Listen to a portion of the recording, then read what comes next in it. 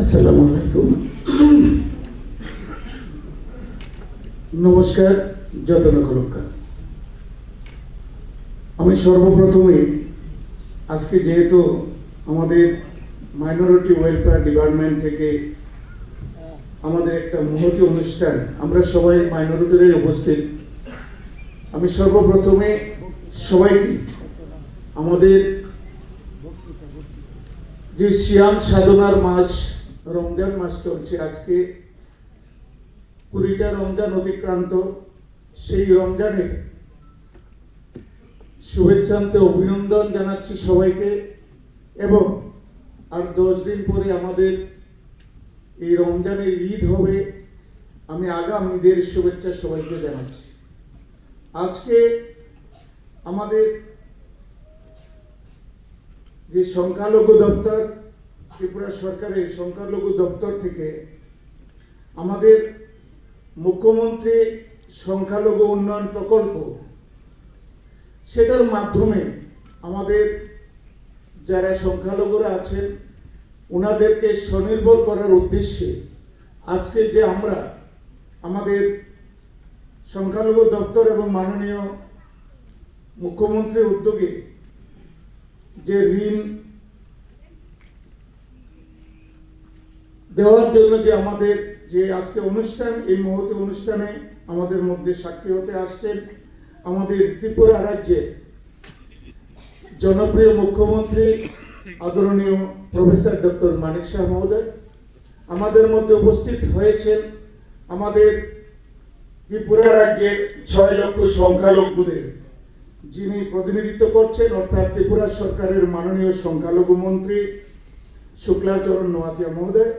আমাদের মধ্যে উপস্থিত হয়েছেন আমাদের অত্যন্ত প্রিয় মানুষ, শ্রদ্ধাভাজন ত্রিপুরা রাজ্যের, যিনি আমাদের এই আগরতলা শহরকে একটা নতুন রূপ দিয়ে আগরতলা শহরটাকে ত্রিপুরা রাজ্যের অর্থাৎ ভারতবর্ষে পরিচিত করেছেন।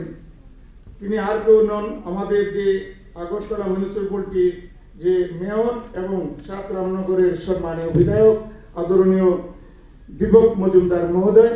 আমাদের মধ্যে উপস্থিত হয়েছেন আমাদের ত্রিপুরা সরকার যে যার উপরে দায়িত্ব দিয়ে রেখেছেন সংখ্যালঘু ওয়েলফেয়ার ডিপার্টমেন্ট, জসিমউদ্দিন সাহেব, যিনি যার নেতৃত্বে আজকে আমাদের সংখ্যালঘুদের যে উন্নয়নের জন্য আমাদের ডাক্তার ইঞ্জিনিয়ার হতে গিয়ে আমাদের যে সহযোগিতা বা আমাদের যে ঋণ এবং আমাদের মাইনরিটিদের যে উন্নয়নের জন্য যাকে দায়িত্ব দিয়ে রেখেছেন মাইনরিটি ওয়েলফেয়ার ডিপার্টমেন্টের সম্মানীয় চেয়ারপারসন জসিমউদ্দিন মহোদয়, এবং আমাদের সংখ্যালঘু দপ্তরে যিনি আমাদের মসজিদ, মাদ্রাসা এবং আমাদের ধর্মীয় অনুষ্ঠানগুলি যিনি রক্ষা করছেন, যাকে দায়িত্ব দিয়ে রেখেছেন ওয়াকফ বোর্ডের সম্মানীয় চেয়ারপারসন মোবাশ্শর আলী মহোদয়। আমাদের মধ্যে উপস্থিত আছেন যিনি যাকে আমাদের ত্রিপুরা সরকার দায়িত্ব দিয়ে রেখেছেন আমাদের বয়োজ্যেষ্ঠ বাবারা, কাকারা, যারা আমরা মুসলিমরা হজে যাচ্ছি, সেই হজে আমাদের ভারত সরকার যে সহযোগিতা করছে, সেই সহযোগিতা যাতে আমাদের মাইনরিটি বা মুসলমানদের হাতে পৌঁছে সুন্দরভাবে হজ করে আসতে পারে, সেই জন্য তাকে দায়িত্ব দিয়ে রেখেছেন হজ কমিটির সম্মানীয় চেয়ারপারসন সম্মানীয় শাহ আলম মজুমদার মহোদয়। আরো উপস্থিত আছেন যাকে আমার বড় ভাই, আমাকে অত্যন্ত ভালোবাসেন, আমাদের এই ত্রিপুরা রাজ্যের প্রাক্তন মন্ত্রী, আমার শ্রদ্ধাভাজন প্রাক্তন মন্ত্রী বিল্লাল মিয়া সাহেব, এবং আরো উপস্থিত আছেন সংখ্যালঘু দপ্তরের সম্মানীয় ISA যিনি নির্মল অধিকারী মহোদয়। আমার সামনে যারা বসে আছেন আমার বয়োজ্যেষ্ঠ বাবারা, কাকারা, সংখ্যালঘু, আমরা মুসলিমরা, খ্রিস্টান, বৌদ্ধিস্ট, সবাইকে আমি আজকের এই মহতী অনুষ্ঠানে আমি আপনাদেরকে আমার হৃদয়ের অন্তঃস্থল থেকে ধন্যবাদ জ্ঞাপন করছি। সর্বপ্রথমে আমি নিজেকে গর্ববোধ মনে করছি আজকের যে মহতী অনুষ্ঠান, ত্রিপুরার দূর দূরান্ত থেকে, প্রত্যেক প্রান্ত থেকে আপনারা এসে উপস্থিত হয়েছেন আমাদের এই মুখ্যমন্ত্রী সংখ্যালঘু উন্নয়ন প্রকল্পের যে আপনাদের অধিকার গ্রহণ করার জন্য। তার জন্য আমি আপনাদেরকে আবারও আমার হৃদয়ের অন্তঃস্থল থেকে ধন্যবাদ জানাচ্ছি। এখানে যারা সাংবাদিক বন্ধুরা আছেন ওনাদেরকেও জ্ঞাপন করছি। আজকে এই যে প্রকল্পটা 10,000 টাকা করে আমাদের স্বনির্ভর হওয়ার জন্য আমাদের মুখ্যমন্ত্রী সংখ্যালঘু উন্নয়ন প্রকল্পের মধ্য দিয়ে আমাদেরকে সহায়তা করে যাচ্ছেন। একটাই টার্গেট, আমাদের ভারতবর্ষের জনপ্রিয়, ভারতবর্ষের বিশ্ব নেতা তথা ভারতবর্ষের প্রধানমন্ত্রী নরেন্দ্র মোদীজি যে একটাই কথা, একটাই স্লোগান, আমরা ভারতবাসী, আমরা স্বনির্ভর হতে হবে। সেই স্বনির্ভর করার জন্য আমাদেরকে, অর্থাৎ আমাদের সংখ্যালঘুদেরকে স্বনির্ভর করার জন্য পার্সোনালি লোন হিসাবে আমাদের মুখ্যমন্ত্রী সংখ্যালঘু উন্নয়ন প্রকল্প স্কিম হিসাবে আমাদের মুখ্যমন্ত্রী, আমাদের মাননীয় মুখ্যমন্ত্রী এই প্রকল্পটা চালু করেছেন। আমরা যাতে ব্যক্তিগতভাবে সেটাকে নিয়ে ব্যক্তিগতভাবে যাতে আমরা স্বনির্ভর হতে পারি। আমাদের প্রধানমন্ত্রী বলেছেন, ভারতবর্ষে যতক্ষণ আমরা নিজেরা স্বনির্ভর যতক্ষণ না হব, আমাদের ভারতবর্ষ শ্রেষ্ঠ ভারতবর্ষ হবে না, আমাদের বিশ্বের বাজারে আমরা মাথা উঁচু করে দাঁড়াতে পারবো না। আমরা পরের উপর নির্ভরশীল যতক্ষণ থাকবো, ততক্ষণ আমরা ভারতবর্ষ, আমরা বিশ্বের বাজারে বিশ্বে মাথা উঁচু করে দাঁড়াতে আমাদের প্রবলেম হয়ে দাঁড়াবে। সেই তাকে সামনে রেখে আমাদের মাননীয় মুখ্যমন্ত্রী আমাদের সবাইকে তো দিচ্ছে, সব জাতিকে দিচ্ছে, আমাদের মাইনরিটি দপ্তরকে আরো উন্নয়ন করার জন্য, মাইনরিটি যারা মানুষ আছে আমরা তাদেরকে ব্যক্তিগতভাবে উন্নয়ন করার জন্য, তারা ছোটখাটো ব্যবসা করে, যারা আমাদের বিপিএল কার্ডধারী যারা আছেন, যারা গরিব মানুষ, তারা যাতে ছোটখাটো ব্যবসা করে আগামী দিনে উন্নয়ন করতে পারে, নিজেকে স্বনির্ভর করতে পারে, সেজন্য আমাদের এই প্রকল্প। আজকে আমি শুধু বলবো যে ভারতবর্ষের প্রধানমন্ত্রী, এটা তো একটা এক্সট্রা অর্ডিনারি কাজ। আমরা মাইনরিটি ডিপার্টমেন্ট, কিন্তু আসলে মাইনরিটি আমরা আলাদা, কিন্তু তারপরও আমরা 150 কোটি মানুষের মধ্যেও কিন্তু আমরা মাইনরিটি আছি। আজকে ভারতবর্ষে প্রায় 140 থেকে 150 কোটি মানুষ, তাকে নিয়ে আমার প্রধানমন্ত্রী চিন্তা করছেন, তাকে নিয়ে আমার ত্রিপুরা রাজ্যের জনপ্রিয় মুখ্যমন্ত্রী চিন্তা করছেন। সকাল থেকে সন্ধ্যা অবধি আজকে আমার মুখ্যমন্ত্রী, আপনারা মোবাইলটা খুলে দেখবেন, সকাল 6টা থেকে রাত্রের 10টা অবধি 1 মিনিটের জন্য অপশন নেই। আজকে আমি 1 সপ্তাহ 10 দিন ধরে আমার মুখ্যমন্ত্রীর সাথে একটা ব্যাপারে কথা বলবো, দেখা করবো বলছি, কিন্তু মুখ্যমন্ত্রীর সাথে দেখা করব, উনার 1 মিনিট সময় বের করার মতো কঠিন কাজ। তাহলে চিন্তা করুন, আজকে আমার মুখ্যমন্ত্রী যদি এত ব্যস্ত থাকে, ভারতবর্ষের প্রধানমন্ত্রী কত বড় ব্যস্ত। আজকে এত ব্যস্ততার মধ্য দিয়ে প্রধানমন্ত্রী থেকে মুখ্যমন্ত্রী, আজকে ডাবল ইঞ্জিনের সরকার ত্রিপুরা রাজ্যে চলছে। শুধু মাইনরিটিদের বা আমাদের মুসলিমদের ডেভেলপ নয়, সারা ভারতবর্ষের 150 কোটি মানুষ, ত্রিপুরা রাজ্যের 45 লক্ষ মানুষ নিয়ে ওনারা চিন্তা করছেন। সকাল থেকে সন্ধ্যা অবধি আপনার সবকিছু নিয়ে ওনারা চিন্তা করছেন। আজকে যেটা আপনারা 50 বছর আজকে ত্রিপুরা রাজ্যের স্বাধীনতার পর দেখেননি, আজকে 18 সালের পর ত্রিপুরা রাজ্যে যখন আমাদের ভারতীয় জনতা পার্টির সরকার হয়েছে, আপনারা তা দেখছেন। আপনারা সকালে ঘুম থেকে ওঠার আগে আপনার কি যে প্রয়োজন, সেটা আমার ত্রিপুরা রাজ্যের মুখ্যমন্ত্রী, প্রধানমন্ত্রী চিন্তা করছেন। আমরা সকালবেলা ঘুম থেকে উঠে কি করি, আমরা প্রাকৃতিক ডাকে আমরা টয়লেটে যাই। সেই টয়লেটও আমাদের ভারতবর্ষের সরকার, ত্রিপুরা রাজ্যের মুখ্যমন্ত্রী আমাদের স্বচ্ছ ভারত মিশনের মাধ্যমে প্রত্যেক ঘরে ঘরে টয়লেট দিয়ে রেখেছেন। টয়লেট থেকে যখন আপনি বেরিয়ে আসবেন, হাত মুখ ধুবেন, আপনার বাড়ির আঙিনার মধ্যে হাড়গড় জল, হাড়গড় নল আমাদের সরকার দিয়ে রেখেছেন। আগে সকাল থেকে যারা এখানে মায়ের আছেন, সকালে ঘুম থেকে উঠে কলসি নিয়ে লাইন লাগাতে লাগতো, কারণ রাস্তার পাশে যে আমাদের ওই যে ওয়াটার সাপ্লাইয়ের মধ্যে দিয়ে জল আসবে, কত মারামারি হতো।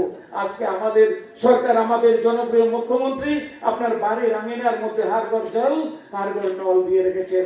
তারপর যখন হাত মুখ ধুয়ে আপনি ঘরে চা খেতে বসবেন, ঘরে আপনার স্ত্রী চা বানিয়ে নিয়ে আসবে, আপনি জিজ্ঞেস করবেন এত তাড়াতাড়ি চা থেকে বানিয়ে নিয়ে আসলে, তখন আপনার স্ত্রী ডেকে বলবে, দেখুন আমাদের প্রধানমন্ত্রী উজ্জ্বলা যোজনার মাধ্যমে আমাদের গ্যাসের চুলা দিয়ে দিয়েছে।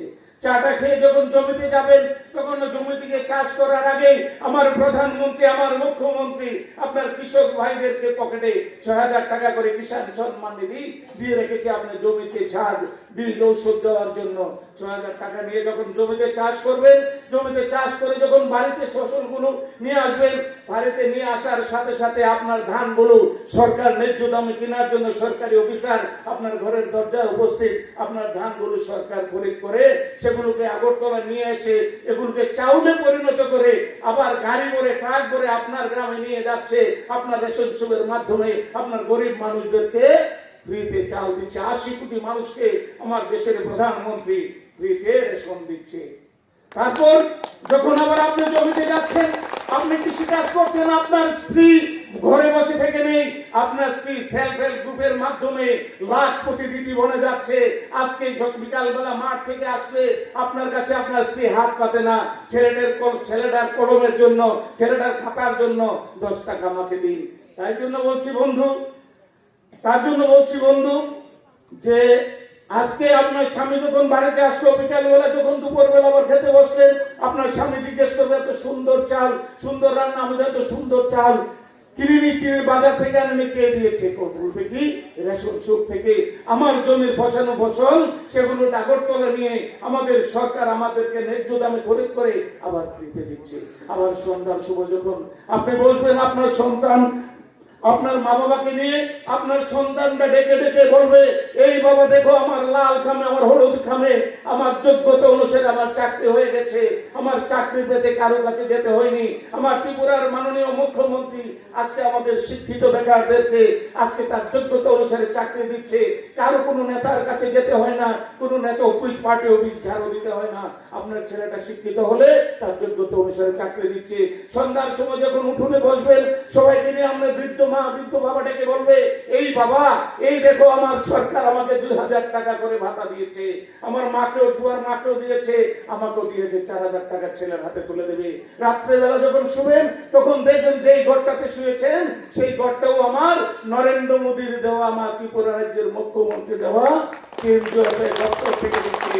সকাল থেকে সন্ধ্যা অবধি আমাদের সরকার ভারতবর্ষের 150 কোটি মানুষ আমার জনপ্রিয় মুখ্যমন্ত্রী 45 লক্ষ মানুষের চিন্তা করছে, যার জন্য সব প্রকল্পের মধ্যে সবকিছু দেওয়ার পরেও আজকে সংখ্যালঘুদের উন্নয়নের জন্য আজকে 10,000 টাকা করে পার্সোনাল লোন দিচ্ছে।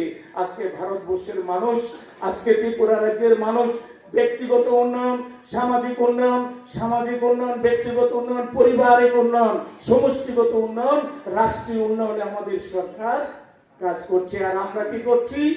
আমরা আজকে দেখুন সংখ্যালঘু বন্ধুরা, সংখ্যালঘু ভাইয়েরা যারা আছেন, মুসলিম ভাইয়েরা যারা আছেন, আজকে কষ্ট হয় বলতে, আজকে ভারতবর্ষে পৃথিবীর মধ্যে 57টা মুসলিম দেশ আছে, আরবিয়ান কান্ট্রি, যেখানে 57টা দেশের মধ্যে 56টা দেশেরই আজকে আমেরিকার তারা আসে, আমেরিকার সৈন্যরা এসে বসবাস করছে, আমেরিকার সৈন্যরা পাহারা দিচ্ছে।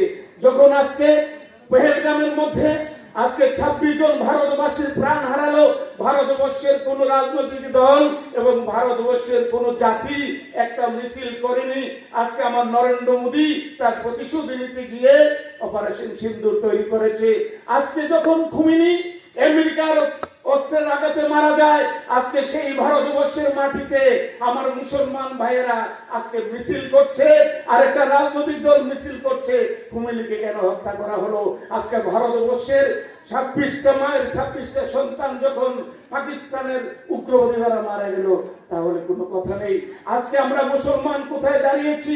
আজকে আমাদের আরবিয়ান কান্ট্রিগুলো আমেরিকার লোকেরা, আমেরিকার সৈন্যরা পাহারা দিচ্ছে, কিন্তু আজকে আমরা মুসলমানরা এই দেশে বাস করি, এই দেশে বসবাস করি, কিন্তু এই দেশের মাটিকে আমরা ভালোবাসি না। এই দেশকে ভালোবাসতে হবে, জন্মভূমিকে ভালোবাসতে হবে। আজকে কেন আমরা এই মিছিলটা করেছি? একটা ছোট্ট উদাহরণ দেই। আজকে কেন আমরা এই মিছিলটা করেছি? খুমিনি মারা গেছে ভারতবর্ষে, আমরা মিছিল করি, কিন্তু ভারতবর্ষের 26 জনের জন্য আমরা মিছিল করি না। আজকে বক্সনগরের অনেক লোক এসেছেন, আমি বক্সনগরের প্রতিনিধি। আজকে 2023 সালের পর বক্সনগরে কোন বিরোধী পার্টি কোন মিছিল করতে পেরেছে? পারেনি। কারণ একটাই, যে আজকে আমার জনপ্রিয় মুখ্যমন্ত্রী বক্সনগরের জন্য এত উন্নয়ন করেছেন, এত ডেভেলপ করেছেন, 50 বছর 40 বছরে অন্যরা পারেনি। যার জন্য বিরোধী দল যার কাছে যাচ্ছে তারাই বলছে কি, তোমরা 40 বছরে যা পারোনি, আমার মুখ্যমন্ত্রী 3 বছরে তা করে দেখাচ্ছে। সেটাই আমার ত্রিপুরা রাজ্যের জনপ্রিয় মুখ্যমন্ত্রী, তার ওনার উন্নয়ন। আমরা উন্নয়নের নিরিখে, আমরা ভালোবাসার নিরিখে মানুষের কাছে যেতে চাই, আমরা ধর্ম নিয়ে মানুষের কাছে যেতে চাই না। তো যার জন্য আজকে বলবো, আমরা মুসলমানরা একটাই দোষ আমাদের, আমরা ব্যবহৃত হই এই কারণে, কারণ আমাদের শিক্ষার অভাব, আমাদের রাষ্ট্রীয় শিক্ষা নেই, আমাদের মধ্যে রাষ্ট্রীয় শিক্ষা অত্যন্ত জরুরি। বন্ধু, আমি রাগ করেন না, আমি একটা কথা বলছি, আমাদের মুসলমানরা সকালবেলা থেকে ব্যস্ত থাকি, প্রত্যেক বাড়িতে বাড়িতে আমাদের ধ্বংস করার কারিগর ঢুকে যায়, প্রত্যেক বাড়িতে গিয়ে আমাদের মাওলানা সাহেবরা বলে কি, তো আপনার ছেলেটাকে মাদ্রাসাতে ভর্তি করান, আপনার ছেলেটাকে ইমাম বানাতে হবে, আপনাকে মাওলানা বানাতে হবে। আমি বলবো বন্ধু, আসলে ইমাম যদি হয়, আসলে মাওলানা সাহেব যদি হয়, একজন মসজিদের ইমাম পাড়ার কোনো ঝগড়াঝাটির বিচারে যেতে পারে না, উন্নয়নের কোনো মিটিং মিছিলে যেতে পারে না, হসপিটালের মিটিংয়ে যেতে পারে না, প্রশাসনিক কোনো মিছিল মিটিংয়ে যেতে পারে না, কারণ তিনি মাওলানা সাহেব। কিন্তু আপনার ছেলেটা যদি এমএ পাস করে, আপনার ছেলেটা যদি বিএ পাস করে, এই সমাজের, এই দেশের প্রত্যেকটি মিছিল মিটিংয়ে, প্রত্যেকটি অনুষ্ঠানে, ডেভেলপমেন্টের, উন্নয়নের কাজে আপনার ছেলেকে 100% ডাকবে। যার জন্য আমি অনুরোধ করব, আপনারা যারা মুসলিম আছেন, আপনারা রাষ্ট্রীয় শিক্ষা নিন, আপনারা দেশের শিক্ষা নিন। তো যার জন্য আমি একটা কথা বলবো, আমার আগে আমরা, আমাদের আগে দেশ, আমাদের আগে দেশ, নেতার আগে জনতা, জনতার আগে আমার এই জন্মভূমি ভারতবর্ষ। তো যার জন্য দেশ কিসের হিন্দু কিসের মুসলমান, আমরা সবাই ইন্ডিয়ান, আমরা আমাদের পরিচয় আমাদের ইন্ডিয়ান।